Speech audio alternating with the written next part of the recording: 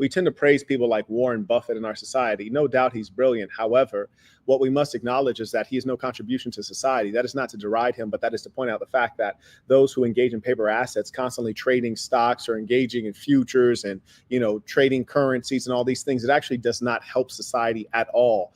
And I hate to concede, it's really a tool for the wealthy, wicked, and intelligent to manipulate and exploit those of lesser intelligence. I cannot tell you how many persons who barely have two brain cells to rub together will tell you that, oh, I do Forex, I trade crypto, I sell NFTs. What that really translates to is that you're broke and you have no skills and you're trying to get rich quick. You do not understand business, entrepreneurship, and you don't know how to add value to the marketplace and to humankind. Now, understand this.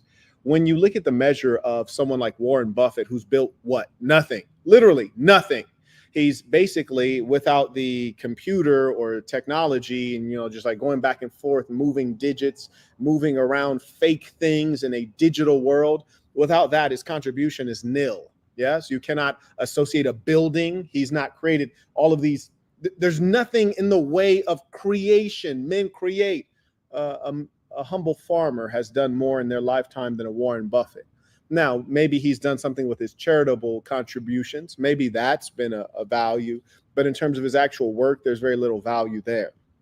And let's talk about entrepreneurship and business in general, because I want to teach you all. And really, I want to imbue you with a great responsibility that will help you and your family. By the way, for those of you who are real men who stand up, pay what you owe, you can support the work down there because there's no one that can talk it like I talk it. And this is information that will save your life. Pay close attention. I talk to you because I have something to teach. Many come here to teach, but how many of them are actually teachers? My actual training, I was professionally trained as a teacher. And I've taught at the elementary level, the middle school level, the high school level, and the university level, and the graduate school level in a paid capacity. It's different. Come on now. They're here to make $1. I'm here to make a difference. Understand. And not all of you will. I speak to the leadership class. I don't speak to the dimwits. They'll never get it. Now, number one, we talk about the credit system. When I say credit system, we're talking about credit cards, personal loans, every form of debt, student loans, mortgage, etc. Now, mind you, the mortgage, I understand, comes from mortier, which is meaning till death. Is that French? But the point is that is a long loan. And here's the funny thing. If you actually go back in American history, back to a time when we did not have crazy inflation because our fiat currency, the dollar, was linked to something that we perceived to have real value, such as gold. Then you would have a hamburger costing 10 cents, a Coca-Cola costing a nickel. Now, all of a sudden, a hamburger costs $5. And when will it stop? Maybe a hamburger will be $20 sometime soon. But the point is, because you have runaway inflation, the money that you earn has increasingly less value. Wow, was that $1 million that we just grew in debt while I was talking? Okay, so we're growing millions of dollars just by the seconds. That's how incompetent your government is. It's sick and sad, evil, in fact. And because your money has less value and you're getting not compensated very well for your works, especially in certain places where you have scab labor or low cost labor coming in from abroad, close the borders. It doesn't help you, especially if you're low income. So all of a sudden your working hours are not paying enough for you to survive, enough for you to be a man and have a woman who stays at home as a wife, a woman who stays at home as a child, raising up your kids to be happy, healthy, and have good self-esteem. Yeah, so we see that this broken economics and the wickedness backing it is what causes huge levels of trouble. So as I was saying with the credit system, why do we have to have a credit system? Why do you have to have loans? Why does America have such a low savings rate when we used to have a very high savings rate? Well, because you can't afford to save money because you're not earning enough. And here's the worst thing about it, being that you're not earning enough, you still want the same things that you saw your parents have and they saw their parents have. You've been told about an American dream where you get to own your own home and have a white picket fence, and you can have a wife who's happy because you can buy her the things that she wants, the big diamond ring, and you can have a huge wedding that you can't afford, and you can do all of these things and send your kids off to college and all these expensive things. But you do it all on credit. You do it all on loans, and you've been taught that that's okay. In fact, I know a multitude of you guys are brainless and unrealistic because you want things that are now, in fact, really appropriate only for the upper class, for the wealthy, not for everyone. Owning a home is no longer a middle-class dream. Owning a home is actually for the wealthy now, and the corporations. Don't forget about the corporations who own so much of the land in America. Not only American corporations, but Chinese corporations thought they were the enemy. How is it that they own so much land? Even right here in Las Vegas, they own significant amounts of land. You look at our most expensive resorts, the luxury ones, like Resorts World that just came in, and they make all of this stuff to cater to the Chinese. Why? Because they're the ones who have the money. You look at the Wynn. Why are their theme colors inside red? Well, because the Chinese Communist flag is red, isn't it? That's their colors. Why is so much written in Mandarin? Because they're appealing to the wealthy Chinese, not to the Americans. Very soon, we won't even be able to afford the wealthiest places in America, like Manhattan, Las Vegas, Los Angeles, Hollywood, Miami. We won't even be able to afford our own amenities, our own luxuries that are supposed to be for us. But you want to get a little taste of it, don't you? So what do? You go ahead and take out a loan. Imagine so many of these thoughts go down to Miami, go down to La República Dominicana and various other places on a loan. You take out a personal loan to go on vacation. Imagine how down bad we are when you're taking out loans to do basic things. And then you want to get a house and you take out a loan for that. And you've been told that that's normal, when really that's actually not normal. No, it's not normal. If you go back half a century in America, you could actually save up money and buy a house just the same way you would buy anything else, by saving your money. You save your money because you had a high savings rate, you had enough income, and the currency was reasonable enough and strong enough that it had power in the marketplace. So you didn't have to earn a ton of money because you had enough money to do the basics that we all want to do. But now what they do is they back you into a corner and they make you scrounge, and then they show you images of luxury that you cannot afford, but you still hunger for it and you want it and you'll do anything to get it. And you convince yourself that spending money that you don't have is okay. Loans, personal credit, debt, it's not okay. That's money that you don't have. And then you have these fake gurus called Robert Kiyosaki and Grant Cardone and the whole bunch of them. And they tell you, get real estate, use leverage, use OPM, other people's money, get debt. And what they're really doing is they're robbing Peter to pay Paul. And they're creating this whole debt scheme that sometimes doesn't work out. You hear about the successful real estate guys, but do you hear about the ones who suffer when the bubble pops? Whole economy suffered when I was graduating university. Yes, I remember the whole economy was in the gutter. Why was that? Because of all of those loans that were being taken out by people who cannot afford those loans. And many of them fashioned themselves real estate investors when they really weren't. They're just goofy individuals who read Rich Dad, Poor Dad and thought that they could use debt to get ahead. Now imagine this. Imagine the concept of spending money you don't have. What does that actually do? People often use the term slavery, not knowing what slavery really is. Slavery is the obligation to work even when you don't want to work. That's slavery, simply put, right? They don't even need a whip when you whip yourself, dummy. If you sign up for a mortgage, you are signing up for a 30-plus year debt, which means that you have to be able to pay for 30 years, which means you obligate yourself for working and earning for 30 years. That's slavery, but you do it to yourself, goofball. And here's the better thing. I tell you what, I wouldn't mind owning a couple slaves myself. I really wouldn't. And if I get my hands on some, I just might. But here's the thing that we get off easy, making you an employee as opposed to a slave. Why is that, Marquett? Because if you were my slave, I would have to house you and I would have to feed you. And if you get sick, I'd probably want to make sure that you're in good working order because you're just a machine, a cog, a robot to me. But I got to provide for all those things, house you. You might mess around, have some kids, got to house them and deal with all that. You live on my property, so I got to have a large mansion to accommodate you in the slave quarters. But now that you enslave yourself, dummy, be you white, black, Latino, Asian, or otherwise, and I'm an intelligent business person, I enslave you with the credit system and the debt system. And I make you house yourself, dummy. Now you have to pay for your own clothes and your own housing and your own medical. And I give you a little bit of money, which is actually cheaper for me. And I externalize all the responsibility of maintaining my slave to the slave. And you still come in and work endlessly and create wild profits for me, your slave master, also known as your employer. And I make you happy to do that while I cash in millions and billions of dollars. I make you live nearly on nothing, on meager earnings, so that you have to take out a loan for the basics. Imagine, does it not bother you that putting a roof over your head is a basic? And you have to take out a loan for that? Whoever thought of the concept of renting? It's a phenomenal, shout out to the capitalists. Renting is a phenomenal concept. The idea that the place you lay your head, which is one of the most fundamental things in having mental stability and peace, knowing that you have a solid place to lay your head, it won't be taken from you. Renting, extraordinary, beautiful concept. And what you don't realize, some of you think you own your home, but you don't. You're still renting. You go from renting from the landlord to renting from your government. Marquett, what do you mean? Well, yes, rent means you don't own it. That's what it means. So you might rent and then you go get yourself a mortgage. Then you're renting from the bank and say you pay off the mortgage, slim chance. Then you're not renting from the bank. Now you're renting from the government. What do you mean? Because you're paying taxes. You're still paying. You're still paying. You see, with this iPhone here, I went in, I said, how much does it cost? They said it costs $1,300, whatever it costs. I said, okay, boom, here's $1,300. I own this. No one else can use it, take it, or touch it. It's mine. I own it. I can hand it off to someone else. I can give it away. There's no other cost associated with it. I own it. Conversely, if you have a home and you've paid off the mortgage, you still have property taxes. What tax do you know of that you have to continue paying? I thought you paid the tax one time. Yes, I did pay taxes on this when I purchased it. Then I was finished with that. But on your home, you keep paying taxes, which means you are now renting from the government. And you should know that if you are a man and you have a wife and a child, and if for some reason you meet fate early and your wife and children are still alive, still need a place to live, now they have to be able to pay taxes on that home.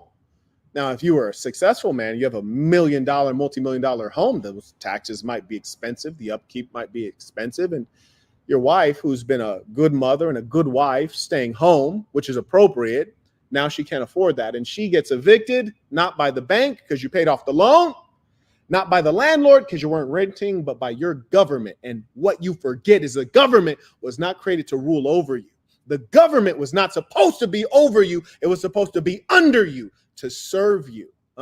We create governments to provide for common needs, bridges, roads, schools, basic things like that. That's what the purpose of government is. You've forgotten. Somehow you've taken your government to become God. Government has replaced God for you. And we're in a truly sick era. We're going to get into this. So please pay attention. The ism is deep, apparently. They ain't getting it. They ain't getting it. Now, let's teach some man lessons here. Because the American government will not be around to support you. I promise you. They can't even fill the potholes in the roads today. They're in trillions of dollars of debt. By the time you are old, you will have to provide for yourself. You need to start preparing now. That doesn't disturb you?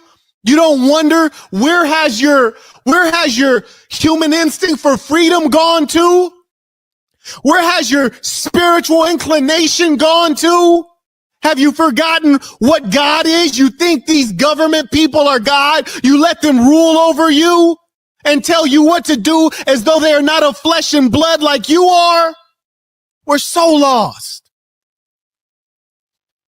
Don't be mind blown. No, take it in and deal with what it really is.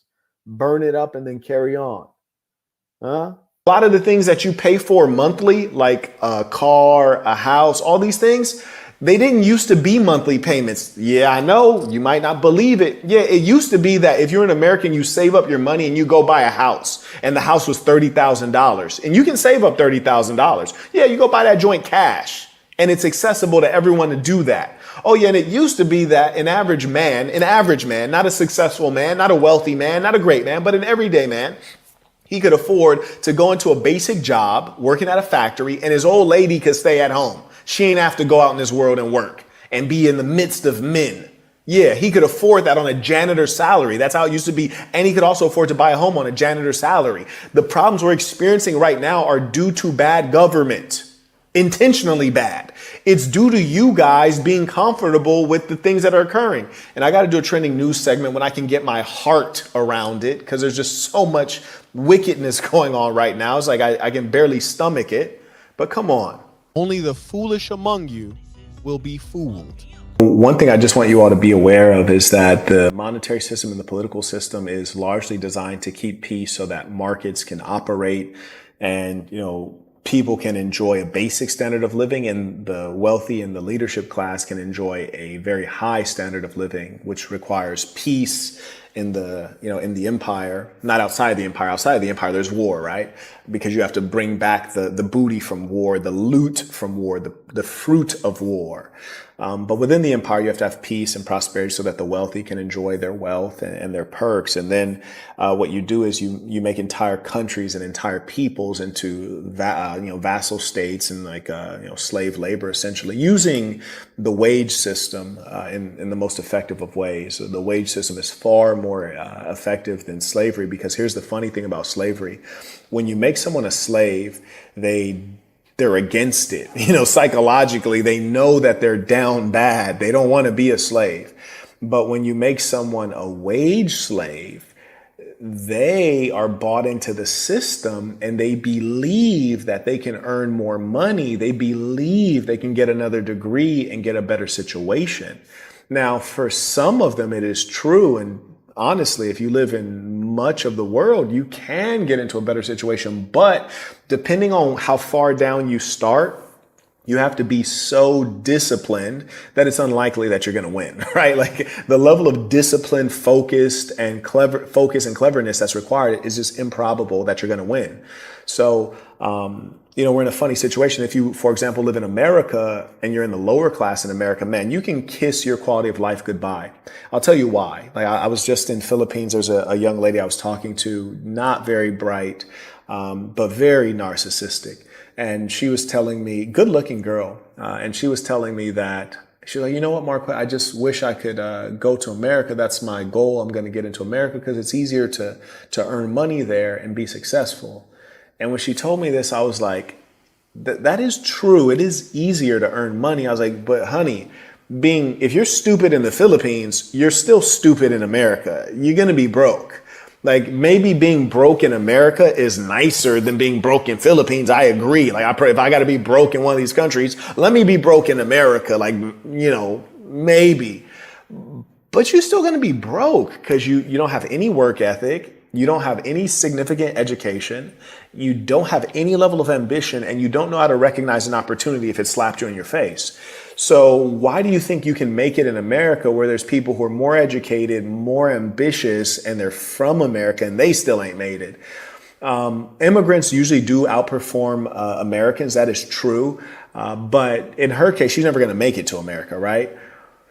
Now, here's the other thing. When you're talking about America and the monetary or the quality of life, it's about to decline because you're having an influx of low wage earners, right? Illegal immigrants, illegal aliens, some call them, right? Primarily coming in from Latin America. And once they come in, they're driving down real wages. And not only are they driving down the wages because they're competing for unskilled jobs, they're also putting a weight on the various welfare systems, whether it's the healthcare system or EBT or what have you, or housing pressure, which is going to cause housing prices to go up higher because there's more demand for housing. We already see this happening in New York, right? We saw a situation where I forget what they call it, the euphemistic term, but like not asylum city, but you guys know what I'm talking about. So New York basically has overpopulated their refuge, their shelters for the illegals. And now they're in a situation where they're closing down public schools. Yes, they closed down a public high school, told the kids to learn remotely, which basically means don't learn at all, right? I mean, who's learning remotely? No one. I know this as an expert in online learning. Yes, this is something I'm an expert in. Side note, I'm also an expert in university matriculation and retention rates. Yeah, I'm an expert in that, literally. Online education has a much higher fail rate than in-person education. Go figure. That's at the university level. At the high school level, of course, it's even harder for youngsters to learn remotely. They have whatever. Point is this.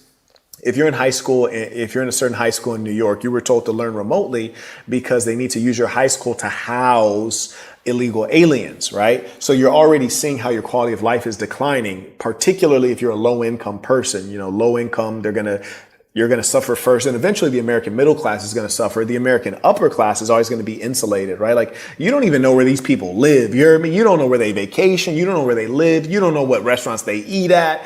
Their life is exclusive and remote from yours. You dig? So they're not going to be impacted by this. And that's why people like AOC, who are multimillionaires, they're fine, degrading the quality of the country. And I don't say this as a person who's anti-immigrant or anti any particular racial or ethnic group. I say this as a person who's traveled around the world and I understand. I just am a person who understands what's going on. So for example, I've been to Mexico many times. Shout out to Mexico. And I have a lot of fans in Mexico. The Mexicans, and it's not Mexicans really that are coming through, it's everybody from Latin America. You hear me? They're going through Mexico, and Mexico letting them go through, like, bro, like, go ahead, andale, mami, ia, what's popping tonight? If you got money, Mexico's great. There are parts of Mexico that you go into, and if everything wasn't written in Spanish, you think you're in a nice neighborhood in America, right? Mexico's phenomenal if you have money. People are under the idea that they get to America, that they're just going to get a free ride in a fancy car. And at some level, it's true, but eventually there ain't going to be enough free rides and fancy cars to pass out. And then what happens is that the developed world underdevelops itself. So America becomes like the place that these people were fleeing. That's what will happen. And I know that is what will happen. And there's no level of assimilation going on. There's a reason that certain countries are underdeveloped. And, I used to, when I was an uninformed youth, I used to think it was racism or, white supremacy, but it's not. There are certain cultures that are less than. For example, I was in one particular country and there was a beautiful resort, like A1 resort. Like you got to have some money to be here, right? So I'm in this gorgeous resort in a particular country. And there were a lot of signs around that said no spitting. No spitting? What are you talking about? Who's walking around spitting? Well, there is a culture of people where spitting is not frowned upon. Even if you're spitting indoors, spitting into trash cans is not frowned upon in a certain culture. I'm not going to say what it is. Some of you might know if you're sophisticated, well-traveled, or if you're in that culture, you might know what I'm talking about. In America, you never have to put up a sign anywhere inside of a resort, indoors, at a high-end resort that says no spitting. But at this particular resort, you have to put up a sign that says no spitting because there's a certain ethnic group of people that are going to spit, which is disgusting. And they don't think it's disgusting because it's their culture. Now, some cultures are less than other cultures. For example, I find Westerners filthy in as much as they walk inside the house with their shoes on. That's filthy. Each culture has certain features that are fairly despicable. No culture is like across the board superior. I've observed this. But certainly in the ways of capitalism, being civil, and things like that, there's some cultures and countries that have an advantage. And if you bring in a high number of persons from a different culture, a lower culture, then they're going to underdevelop your culture. America, for some time now, has not been forcing assimilation, which is to say, if you want to be in America, figure out what that means. Like, learn what it is to be an American. How stupid are people? Very, actually. Let me answer that myself. Very not smart. Very extremely not smart. Somebody riddle me that. It makes a grand total of 0 cents. I can really tell you what's real, not from guesses. Life is too serious for you to rely on someone else's guesses. You feel me? You want to deal with what is factual and reliable. And if I don't know something, I just tell you like, I don't know. You see, I never purport to be God, the beacon of all knowing. I am the beacon of all knowing. No, I am merely a man. I'm merely a man. I just happen to be a wise man, you dig, of which there are very few. And I just want to encourage you guys to seek greater meaning. There's so many of these clowns on the internet that are talking about, I want to be a millionaire. I'll teach you how to be a millionaire. Or I'm going to be a billionaire. It's like, getting money is fantastic. I highly recommend it, but that's not the measure of a man or of anything. So sometimes you go brain dead watching life, forgetting to live life. What I mean is that you should be asking yourself, am I watching life right now or am I living life? And every time you should be trying to live life. Ladies and saints, let us end this with our tradition, the creed of the assassin. Repeat after me with full conviction, knowing this is true of you. The creed of the assassin. I'm going to be who I truly am because I'm remarkable. And I'm going to strive every moment to show the greatest part of who I am. Until next time, peace to the saints.